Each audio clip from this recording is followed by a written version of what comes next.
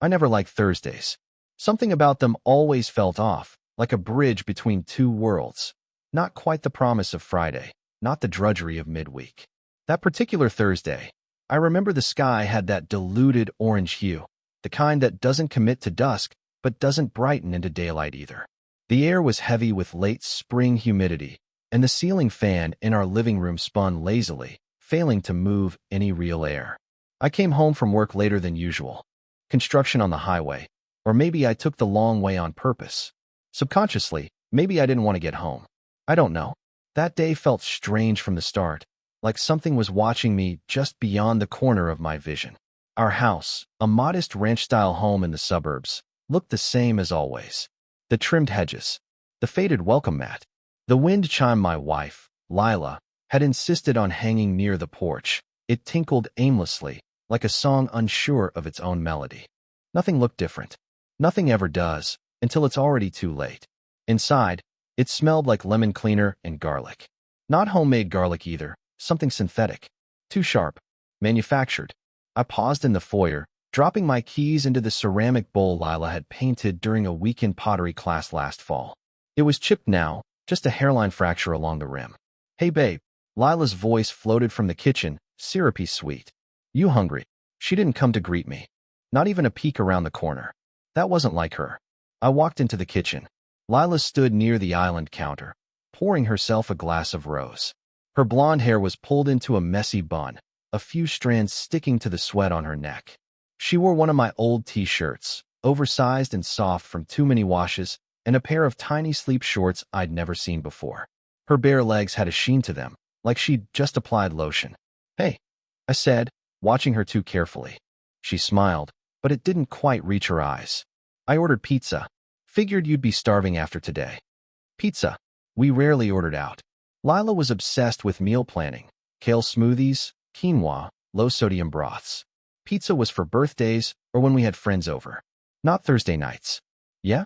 From where?" I asked casually, but my voice carried a little too much weight. She turned to grab a plate. "That new place on Maple. Tony's or Tommy's. Something like that."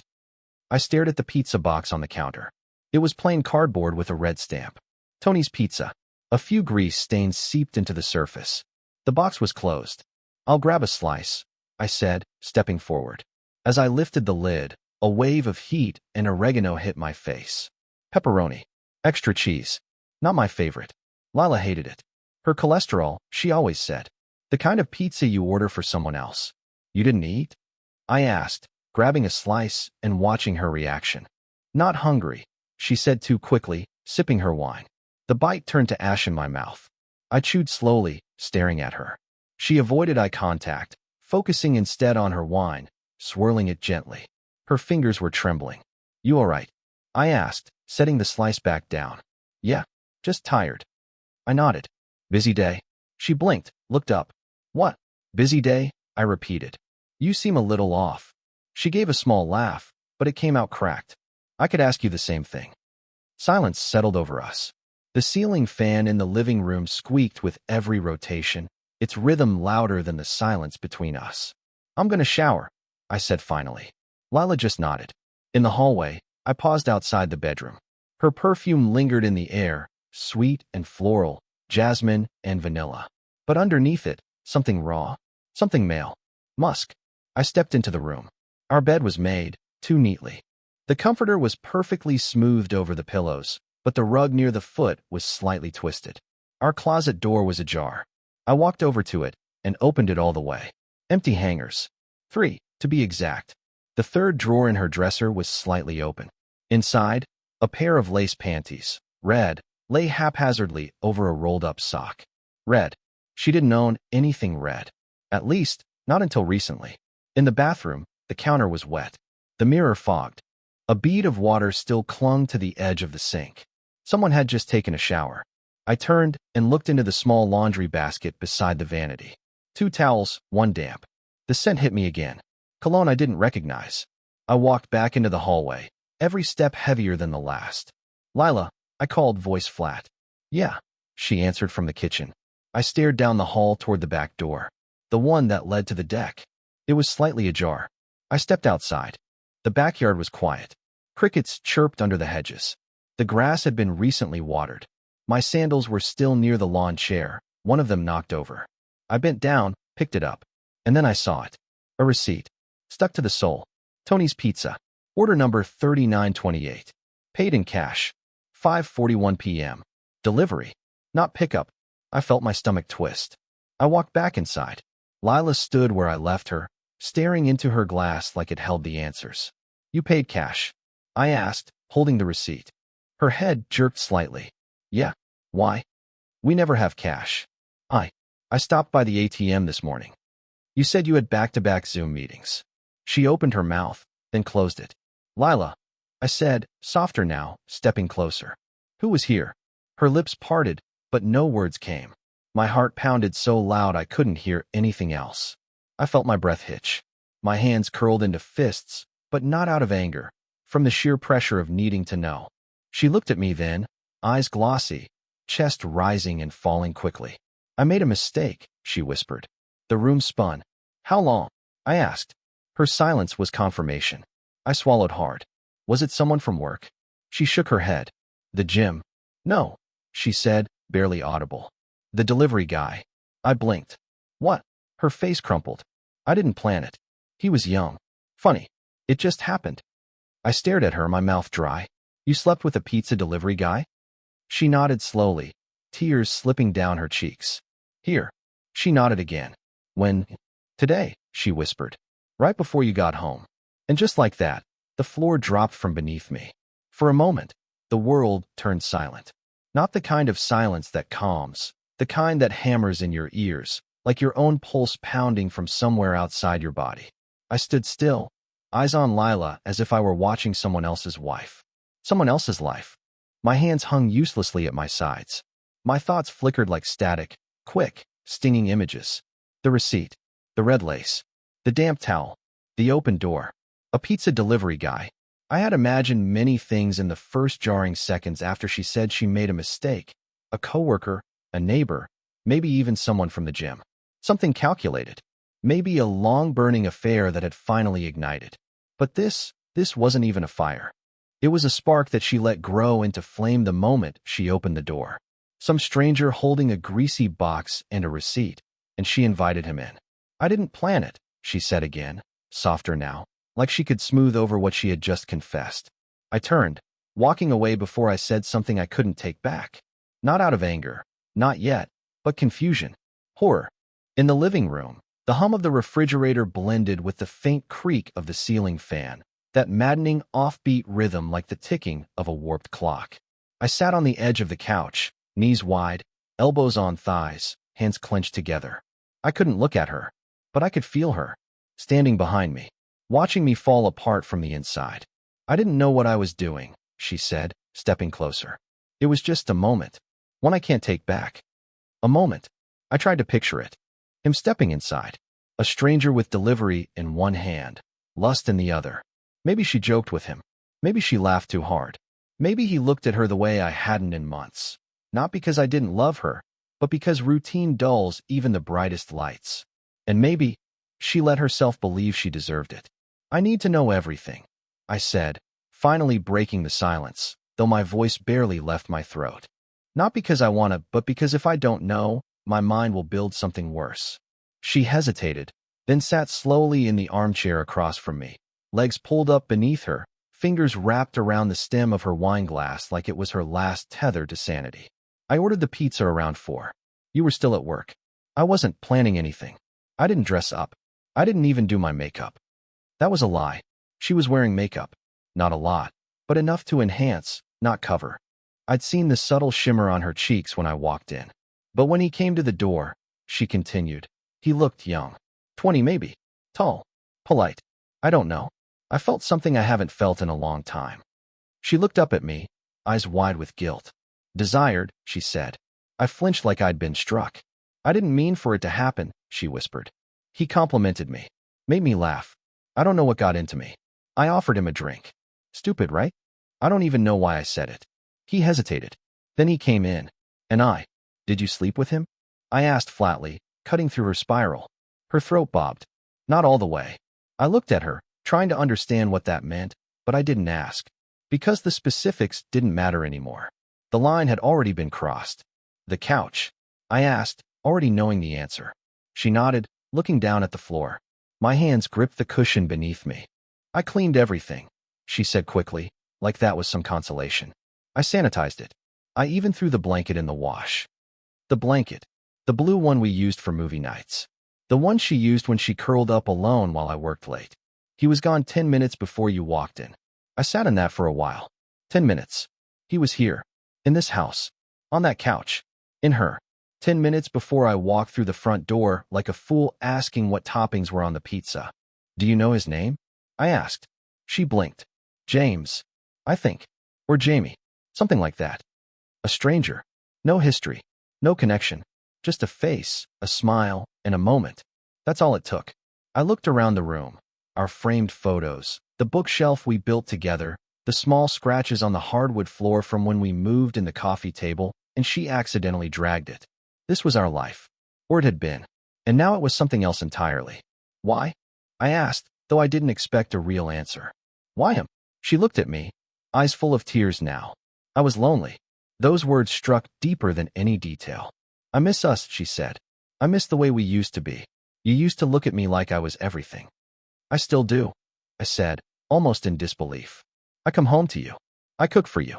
I ask about your day. She shook her head. You come home tired. You cook? Yes, but you eat in silence. You ask about my day, but your eyes are already on your phone before I finish answering. That stung, because it was true, but not maliciously so. Life just got crowded. Work, errands, sleep, repeat. I needed to feel something, she said. I stood up, walking to the window.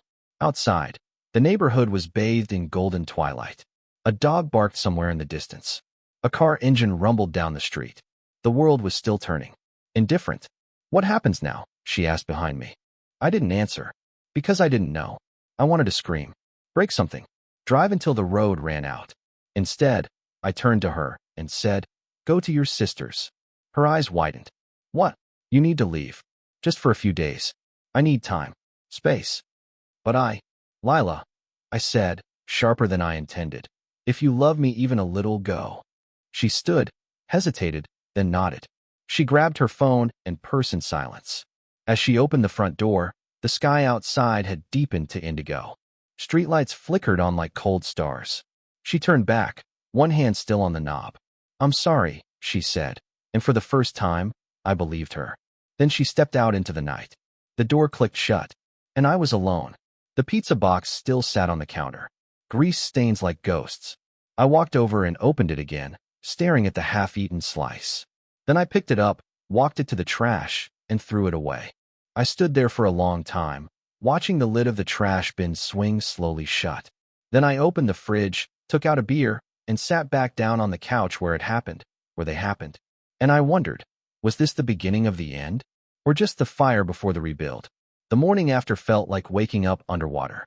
I had slept on the couch, not because I had to, but because I couldn't bring myself to walk past the threshold of our bedroom. The sheets were still pulled tight. Her scent lingered in the corners of the house, clinging to fabrics like invisible fingerprints. A wine glass sat untouched on the coffee table, the pink smear of her lipstick marking its rim like a wound refusing to scab. I hadn't cried. Not yet. Instead, I felt a strange hollowness, like someone had carved me out and left my body behind as a shell. I showered without noticing the heat, got dressed in clothes I didn't remember choosing, made coffee I didn't drink. I was functioning, but only in the mechanical sense. A puppet made of bone and reflex. The silence in the house was different now. Before, it was comforting, familiar. Now it throbbed. Every creak of the wood sounded accusatory. Every object out of place whispered secrets I hadn't heard before.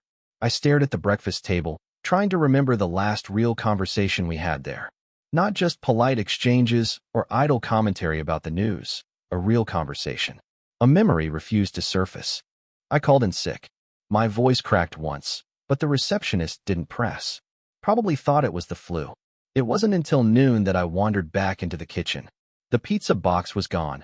I'd thrown it out the night before, but the memory of it sat heavy in the room, like the smell of burnt food long since cleared. I opened the trash bin and stared at it again. Empty, except for some coffee grounds and paper towels. I'd taken the garbage out already. I didn't even remember doing it. Lila had texted that morning. Just a single message. I'm at Kara's. I'm giving you space.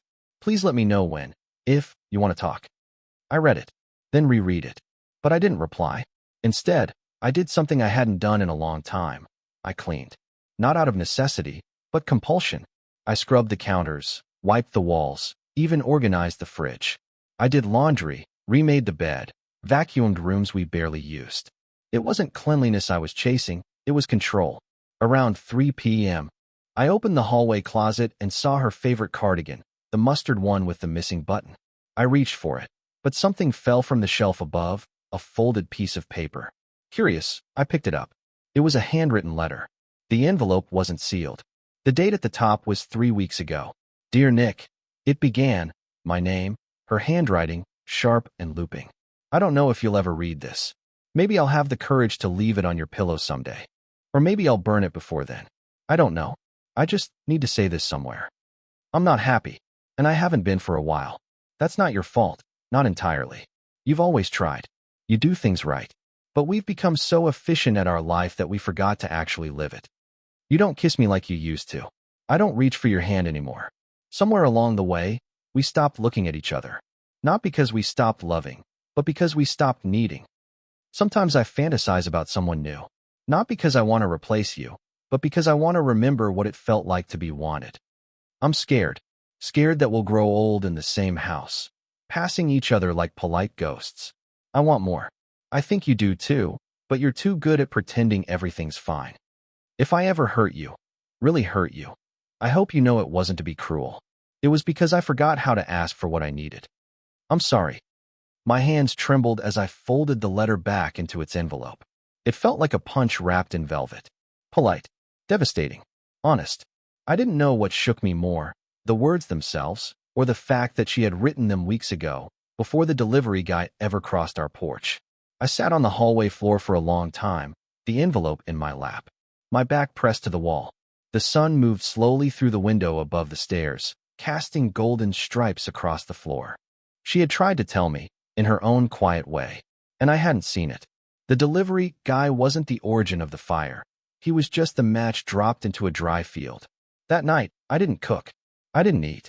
I just sat on the porch with a blanket over my shoulders and watched the streetlights flicker on. At some point, I noticed the same car drive past twice. Old, blue, dented at the side. It parked down the block, engine still running. The driver didn't get out. I narrowed my eyes. The next day, I waited. I sat in the front room, curtain drawn just enough to see. The same car returned around the same time. This time, I stepped outside, phone in hand. The driver noticed. He panicked. I saw it in the quick turn of his head and pulled away. But not before I got the license plate. I went inside, ran it through a public registry tool. It took a while, but I found it. James Wyatt. Age, 21.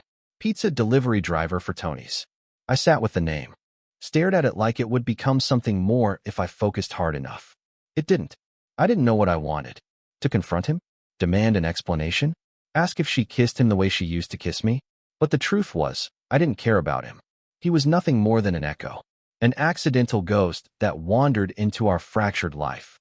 And yet, the following evening, my curiosity overwhelmed my restraint. I drove to Tony's Pizza. It was a hole in the wall. Neon lights flickering above grease-streaked windows. A bell above the door chimed as I entered. The smell was heavy, melted cheese, tomato sauce, sweat. A kid at the counter glanced up. Pick up or delivery? Neither, I said. Is James working? The kid blinked. Yeah. Who's asking? I hesitated, then smiled. Just a friend. He called over his shoulder. A minute later, a lanky guy with a baseball cap and acne scars stepped out from the back, wiping his hands on his apron.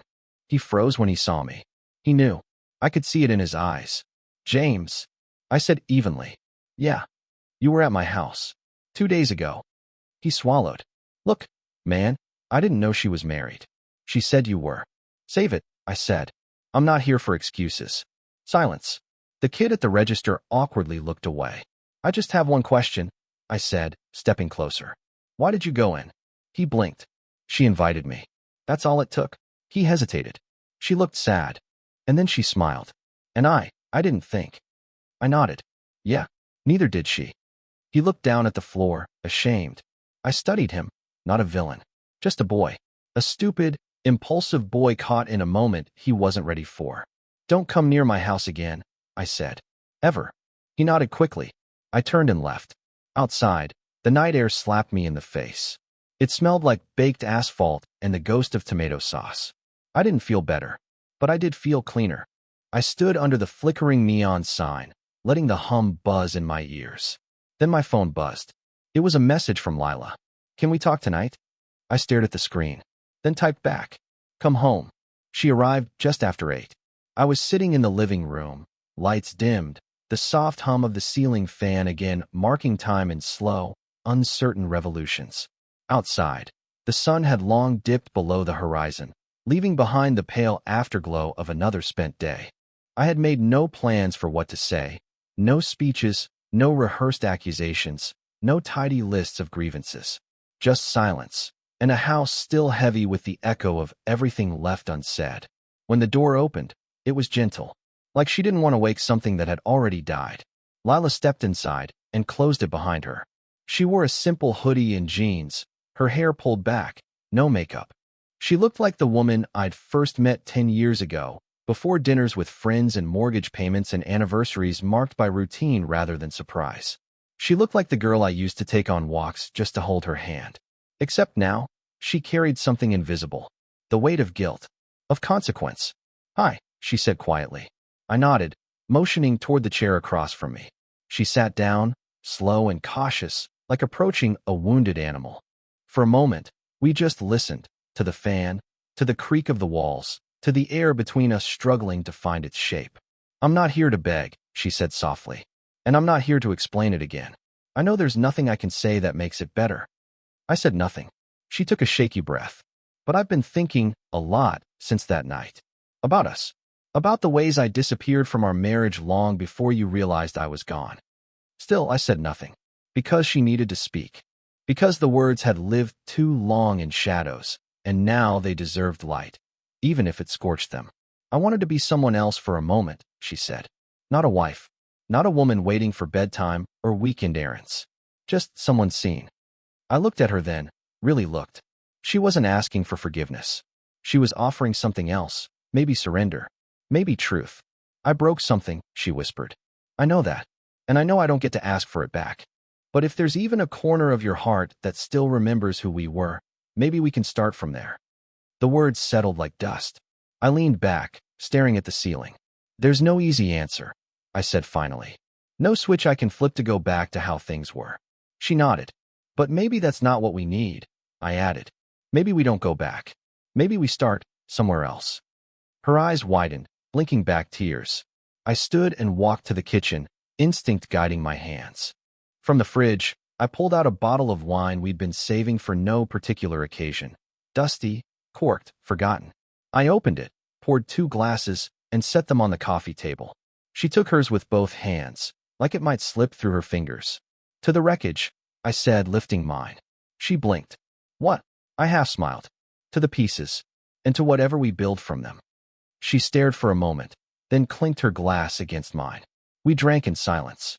After a while, we found ourselves in the kitchen, instinct pulling us into familiar rhythms. I cooked, nothing special, just pasta and garlic bread, and she moved around me, setting the table, slicing vegetables. We didn't speak much, but it wasn't the silence of distance.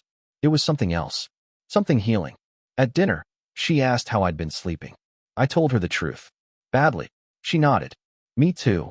Afterwards, we sat outside on the porch. The crickets had begun their nightly chorus, and the air was thick with the smell of warm earth and jasmine. The moon cast pale light across the lawn. She leaned her head against my shoulder, hesitant, but I didn't pull away. It felt familiar. Not comforting, exactly, but known. She tilted her head to look at me. Can I ask something? I nodded. Did you go to see him? I didn't answer right away. Yes. She closed her eyes. What did you say? I asked why he went in. And he said you smiled. She let out a breath, part shame, part pain. I did. We fell quiet again. I told him never to come near our house again, I said. She nodded. I didn't do it for you, I added. I did it for me. I know, she whispered. Eventually, we went inside. She stayed in the guest room. That night, I lay in our bed alone, staring at the ceiling. The shadows moved like old memories, creeping and retreating, never quite gone. I listened to the soft hush of her breathing from down the hall, and it both hurt and healed me. We didn't fix things that night, or the next, but the days began to change. We started walking again in the evenings. Talking again, not about the betrayal, not at first, but about books and music and the neighbors and the little things that once filled the empty spaces. We cooked together, cleaned together, fought over whether to repaint the kitchen cabinets. We moved back into each other's orbit, slowly, carefully. Some nights she cried. Sometimes I did. There were questions that never got answers. What if I'd come home 10 minutes earlier? What if I had noticed the loneliness sooner? But questions don't build futures. Only choices do. 3 months later, we went to counseling. Not because we were desperate, but because we were willing. She sat beside me in the waiting room, her hand brushing against mine. I didn't pull away. When the therapist asked what brought us there, I didn't say betrayal. I said, we stopped looking at each other. And Lila nodded. Weeks turned into months. Trust didn't return like an old friend. It crept in like dawn, unnoticed until the light touched everything. We talked. A lot. We unlearned and relearned who we were. We cried. We argued. We had nights where we barely spoke, and nights where we made love slowly, like remembering a song you used to know by heart. And one day, she said something I didn't expect. I still think about him sometimes. I looked at her. I don't want to, she said. It's like a bruise. It flares when I least expect it. Not because I miss him, but because I miss who I let myself become for a second. And then I remember how hollow it felt after. I nodded, because I thought about him too. Sometimes not even as a person, but as a symbol of what broke, of what burned. But we were still here. Eventually, we moved out of that house. Too many memories clung to the walls like smoke. The new place was smaller, cozier, fewer rooms to hide in. And on the night we moved in, we ordered pizza. When the knock came at the door, we both froze. She looked at me, wide-eyed. You want me to get it? I asked. She nodded. I opened the door. The delivery guy looked about 16. Awkward. Bored. Barely looked up. Large veggie, thin crust. Yep. I paid in cash. He left. When I turned around, Lila was standing in the doorway, eyes damp. I held up the box. Let's eat. We sat on the floor of our new living room, plates in our laps, legs crossed like kids on a picnic. No music. No fan. Just us. She took a bite, then looked at me. I don't deserve this, she said. No, I said. We earned this. She smiled. And we ate. Together.